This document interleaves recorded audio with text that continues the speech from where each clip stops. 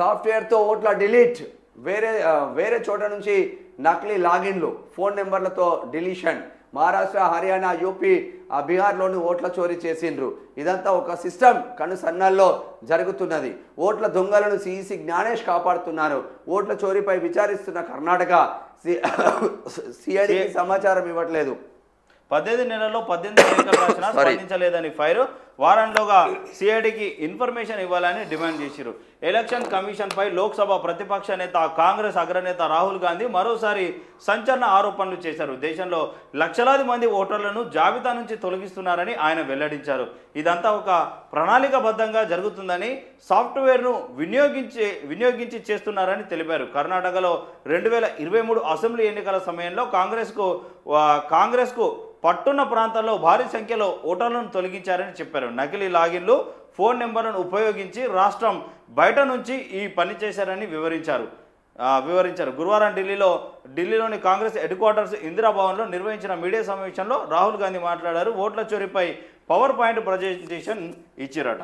ఇక ఆన్లైన్లో ఓట్లను దేశంలో లక్షలాది మంది ఓట్లను తొలగిస్తున్నారు. 2023 అసెంబ్లీ ఎన్నికల టైంలో కర్ణాటకలో భారీగా ఓటర్లను తొలగించిండ్రు. ఈసీపై మరోసారి రాహుల్ సంచలన వ్యాఖ్యలు. ఆన్లైన్లో ఓట్లను తొలగించలేదు, రాహుల్ ఆరోపణలు నిరాధారణమైనవి. ఈసీ కర్ణాటకలో ఓట్ల తొలగింపు ప్రయత్నాలు నిజమే, దానిపై విచారణ తామే ఫిర్యాదు చేశామని వెల్లడి. మరి ఆన్లైన్లో ఓట్లను తొలగించకపోతే ఆఫ్లైన్లో తొలగించిందా?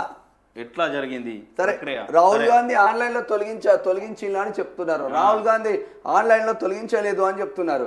మరి మనుషులు ఉన్న తర్వాత ఫోన్ నెంబర్లను అటాచ్ చేసి మరి ఎందుకు ఓట్ల తొలగింపు జరుగుతుందో చూడాల్సిన సామాన్య వ్యక్తి కాదు, దేశానికి సంబంధించిన ప్రతిపక్ష నాయకుడైన 12 ఓటర్స్ ఇన్ 14 minutes లో no idea.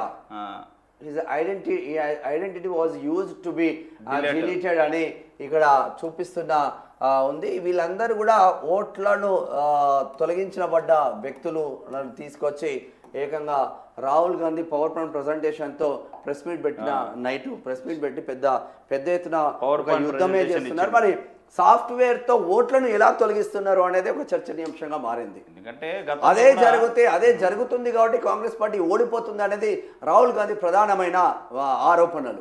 మరి దానిపైన ఎంక్వైరీ చేయాల్సిన ఎలక్షన్ కమిషన్ ఏడవన్నది. ఎందుకు సిఐడి లేఖలు రాస్తా, సిఐడి లేఖలకు ఎందుకు బదులు ఇవ్వలేకపోతుంది అంటే భారతీయ జనతా పార్టీ చెప్తే ఇక్కడ ఎలక్షన్ కమిషన్ పనిచేస్తుందా? ఎవరి కోసం పనిచేస్తుంది ఎలక్షన్ కమిషన్ అనేది కూడా ఆలోచన చేసుకోవాలి మనం.